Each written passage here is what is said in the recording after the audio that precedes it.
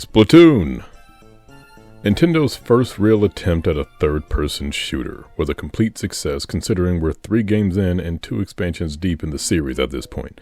I've made a handful of Splatoon videos on the channel already, and I don't think I've exclusively made this known, but the Splatoon games are some of my favorite games of all time. Not just because of its fast-paced turf wars and addictive gameplay loop, and not just for the story and extensive lore these games possess, although that is a video for another time. A big reason for my love for Splatoon manifested the way it did because of the music. Not only does Splatoon have a massive catalog of music across the 3 games, it's also ingrained in the game's overall presentation. You hear music walking around the hub, it plays during the games, and even each game's idols, the Squid Sisters, Off the Hook, and Deep Cut, are all music groups. It isn't uncommon for games to have music play in the background while you play. Hell, that's kind of Nintendo's thing. Growing up on classic Sega and Nintendo games such as Super Mario World and Sonic the Hedgehog 2, I knew very early on how critical music was to these games. They weren't just soundtracks to listen to passively. Different music played during different levels, and it changed depending on your health or progress and what kind of power-up you used and bonus level soundtracks that stood out when you unlocked them. Hell, the Sonic bonus level music is literally my outro song. It stuck with me that long. I have Splatoon music downloaded into my everyday playlist. I've used songs as my phone ringtones, and I've even used many of them in my videos.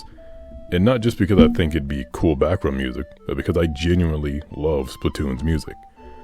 Whenever I really love something, I tend to hyperfixate on it, digging rabbit hole after rabbit hole until I find out as much information as I possibly can about it. So for this video, let's try to answer 3 simple questions. How's Splatoon music made? What's the purpose of it? And what's the impact the music had on the Splatoon fandom? I'll be talking about music from across all 3 games and the Octo expansion, and I'll be sure to let you know which game that song comes from best I can. So, for starters, how is Splatoon's music made? Lucky for us, videos exist of the incredible band behind the scenes making many of our favorite tracks, including the amazing vocalists that speak fluent Squid apparently. As it goes, the residents of Eopolis don't speak English or even Japanese. The short answer is they speak gibberish. The lyrics you hear in each song are essentially all gibberish. However, I do know that the vocalist receives made-up words mixed with very little Japanese, so even though some people swear they can make out some English words in some songs, what they're actually experiencing is apophenia, which is defined as finding meaning in things that have none. In this case, it's hearing words in a song that literally have no perceivable English in them.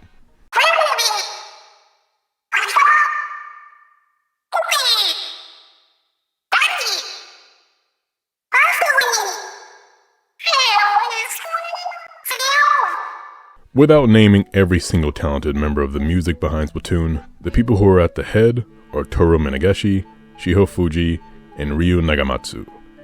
Shiho Fuji, a longtime composer at Nintendo who worked on some Animal Crossing games, The Legend of Zelda Skyward Sword, and even Mario Kart 8. Ryu Nagamatsu, who has worked on the Smash Bros. Series and Super Mario Galaxy 2, coming onto the Splatoon series later in the second game, even working on the Octo expansion. And finally, Toru Minegishi, who's been composing music for Splatoon since its inception way back in 2015, and some Zelda games, but who cares about that. These 3 even bring their own unique styles of making music. For example, Shiho Fuji is behind the in-game music groups, the Chirpy Chirps and the Squid Sisters, and those 2 make pop music, while Ryo is behind in-game groups such as the Bottom Feeders and Ink Theory, who are more jazz and folk music respectively. Having a range of musical styles definitely helps the game shine and is a true testament to the talent behind it. Splatoon's music isn't just to be listened to passively either. The music that's designed for turf war and rank play are energetic and upbeat for a reason. They get you pumped and excited. Music in any video game is essential in setting the mood and enhancing the overall experience, and I think Splatoon is the biggest example of this. I'll tell you guys a little story. Way back in the Wii U days, I only had a handful of titles. Mario Kart 8, Mario Party 10, even Super Mario Maker. I would cycle between these 3 games every day and eventually grew tired of the monotony. I was still in high school at the time, and one of my really close friends who also had a Wii U offered to trade Splatoon for Super Mario Maker, but only for 1 week because his little sister wanted to play it or something.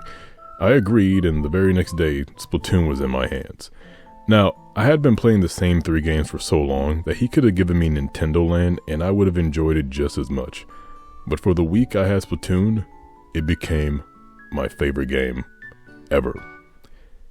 It was the first game that made me comfortable with gyro controls. The gameplay loop prompted me to get better, and the fast-paced matches made it all the more fun to play 20 games in a row and not even realize it. And what made it all better were the songs I heard in the background of every match. I remember the first songs that I really vibed with that made me really pay attention to the soundtrack were the songs Quick Start and Friends List.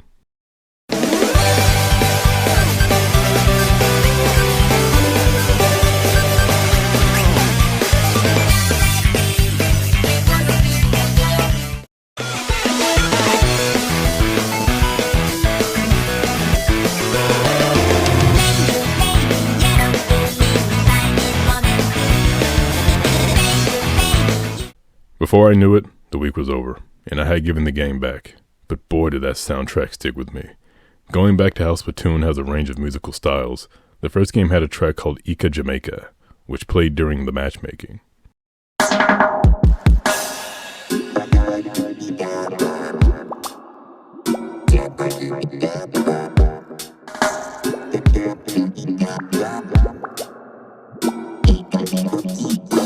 It also had Lookin' Fresh, which is more like hip-hop.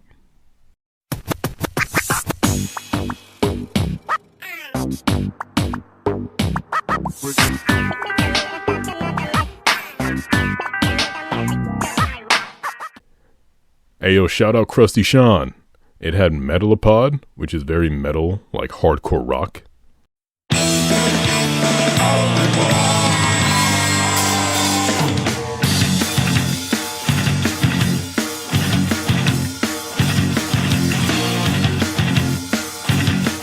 And of course a variety of pop, funk, and rock songs.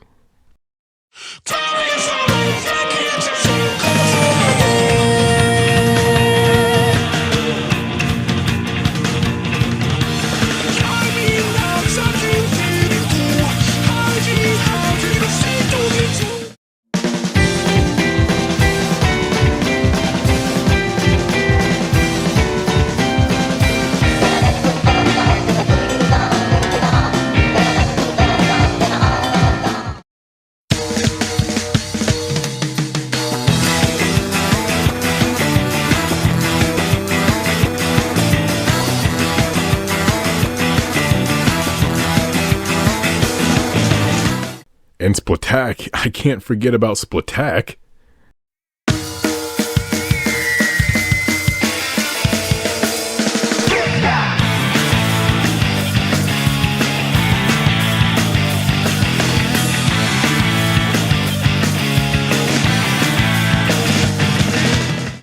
Splatak may also be the only song to be in all 3 Splatoon games, but the style changes slightly. Here's the song in Splatoon 2.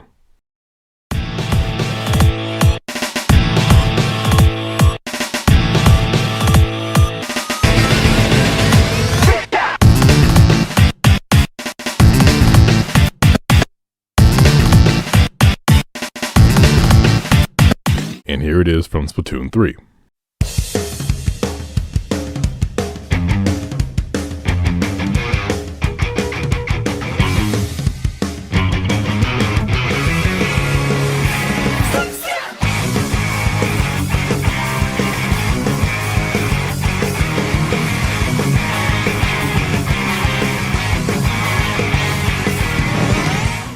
But while these songs play during matches, when there's only a minute left, you're treated to a track called Now or Never. It's the same across all 3 games, but much like Splatak, it changes slightly in each game.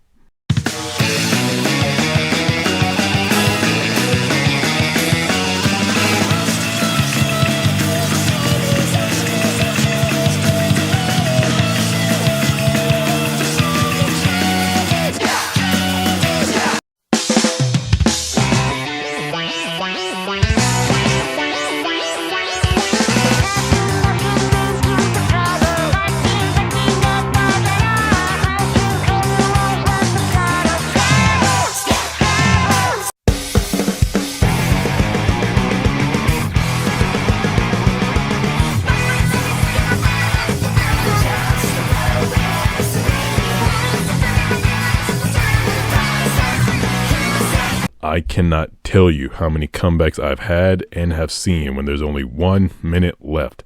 The song is like audible adrenaline. It emphasizes what the track is named. Now or never. Do or die. Sink or swim. Or ink or swim?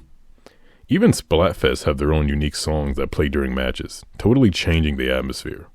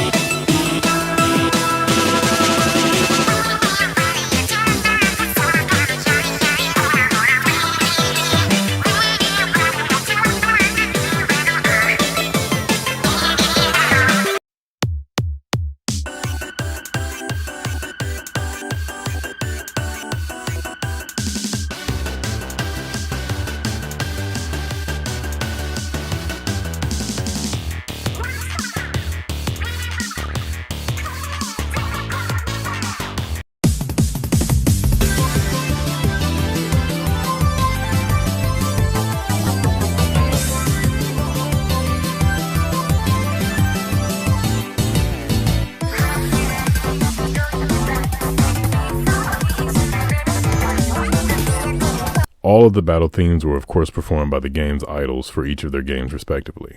But they didn't just do the Splatfest battle music, they also perform a Splatfest unique song in the game's hub.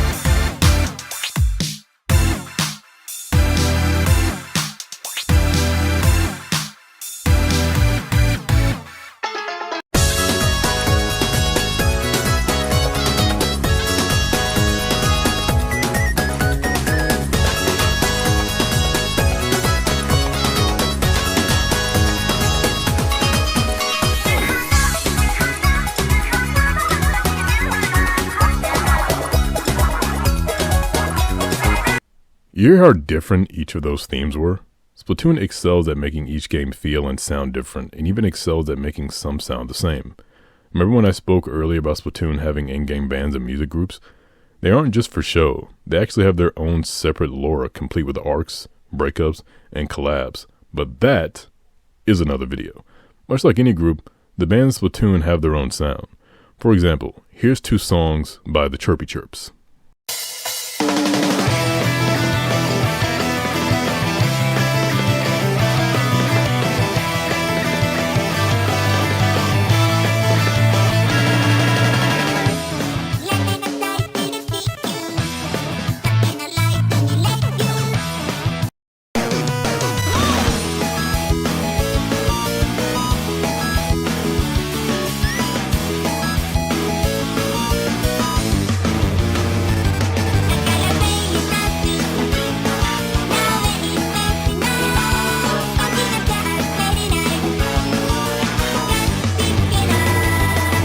And here's 2 songs from Ink Theory.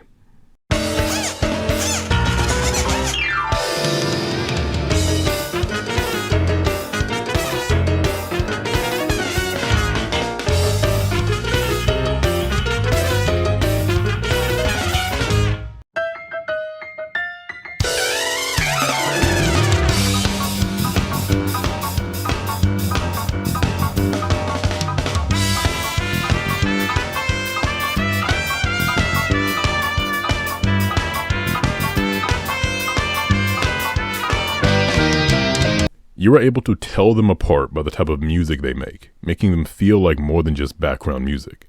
Before I move on, I feel like there's something I'm missing. I just can't put my fin on it.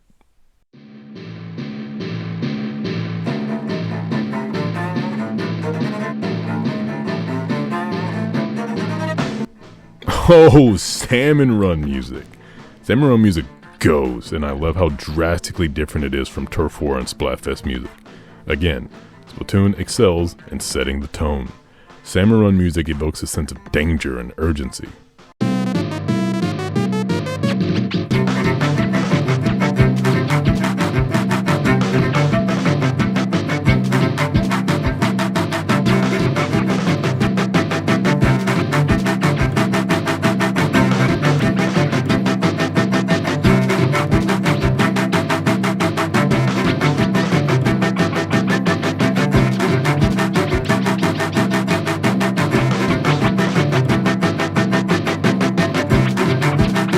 And don't get me started on the Samurai boss music.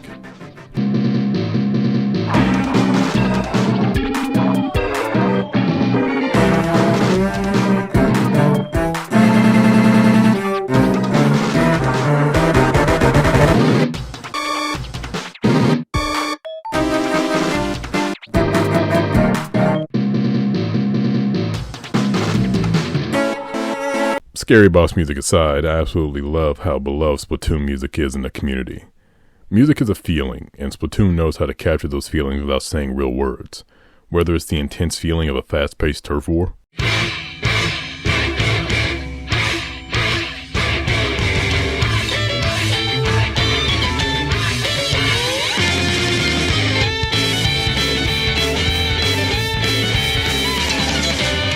or signaling the end of an incredible journey.